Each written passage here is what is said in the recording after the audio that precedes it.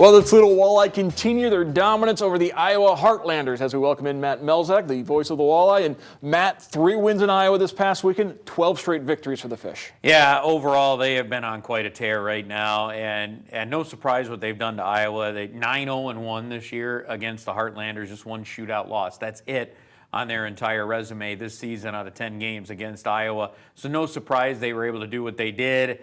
They did it in some nights very convincing fashion, and in other nights they were tested by the Iowa Heartlanders. It's a team that plays very hard in Iowa. They don't score enough goals to be competitive each and every night or to win a lot of games. They've won more than the previous years, but they do play hard. So if you're not ready, they're going to give you a challenge, and a couple of those games they did.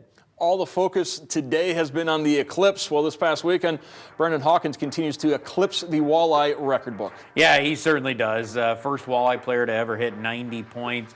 First Walleye player broke his own record to 40 goals. Broke his own record for 15 power play goals over the last week. I mean, he's having a special season. He's a special player. And I think when you look at the fact that now he's got an outside shot of maybe having the second most assists in a single season, that might even mean more to him personally. He knows he can score goals, but the fact that he is climbing that ladder, next up is TJ Hensick, it'd be quite a long shot. He'd have to have one a whale of a weekend to catch Shane Birchback for the single season assist record, but he could get to second on that list and catch TJ Hensick if he has a big weekend in the helper department. 3 games this weekend, on the road Friday, home Saturday, back on the road Sunday, and then the playoffs begin. We know the Walleye are the Central Division champions.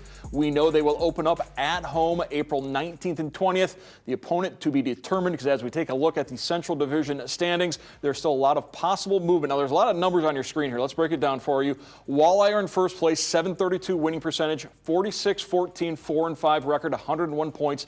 They have 3 games remaining. Now, this year, because of the problems with Newfoundland, ECHL going to the percentage points as opposed to the overall points to determine the playoff seeding. That's why Fort Wayne 1 point behind Wheeling in the points, but a better winning percentage. So currently the Comets are in 3rd place. Yeah, and they play each other, Fort Wayne and Wheeling, on Wednesday night. That could go a long way to determining who is the number 3 seed when you look at it, and then you start looking at, okay, now you're looking at schedules. Kalamazoo's got 2 games left against Iowa. They win those games. Now they're up at 79 points. Their win percentage goes up a little bit better. Now all of a sudden, maybe they have the shot. You look at it, Fort Wayne probably has the inside track because they have 4 games left. They have the opportunity to make the most hay.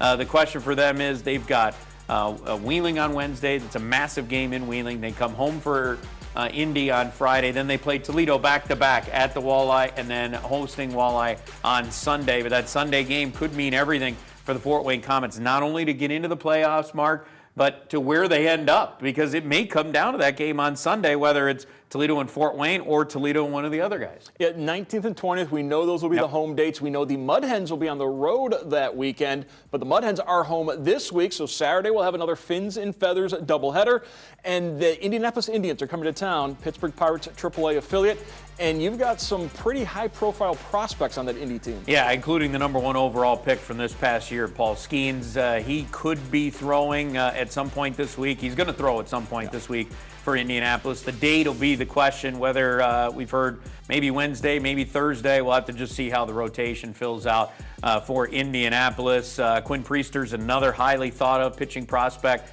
that we could see. They have Leover Pagura, that pretty good shortstop that is playing for them right now. So they've got some good prospects. We know Toledo's got some good prospects. It's going to be a very interesting week.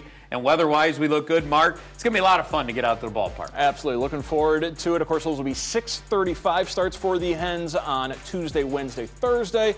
7 o'clock on Saturday, then afternoon games on Sunday, or 7 o'clock on Friday, Saturday and Sunday, afternoon games. We can't get them straight, but we got them straight on the guide. Check out when the Hens are playing, of course, those home games all right here in BCSN. Mark, you can go right to mudhens.com. They got the dates and the times listed right there. It's the easiest way. I'm going to send you there right now. We'll be good.